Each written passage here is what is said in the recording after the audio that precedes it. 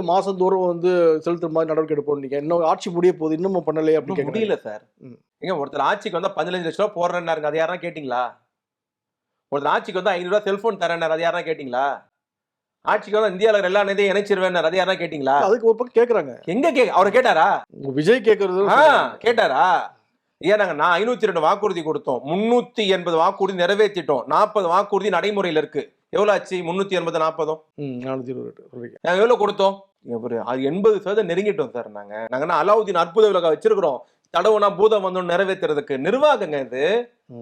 மத்திய அரசாங்கம் தொடர்ந்து தமிழ்நாட்டை வஞ்சித்துக் கொண்டிருக்கிற இந்த காலகட்டத்தில், நிதி தராமல் புறக்கணிக்கிற இந்த நேரத்தில், 100 நாள் வேலைவாய்ப்பு திட்டமாக இருந்தாலும், ஜிஎஸ்டி ஆக இருந்தாலும், மழை வெள்ள நிவாரண பணிகளாக எந்தக்கும் மத்திய அரசு நிதி தராமல் நம்மை வந்து ஓர வஞ்சலில் பார்க்கிற இந்த நேரத்தில் அதையும் சமாளித்து ஆசிரியர் பெருமக்களுக்கு தர வேண்டிய 2500 கோடி சம்பளம் கொடுக்கலைங்க ஒன்னும் டெல்லி அரசாங்கம்.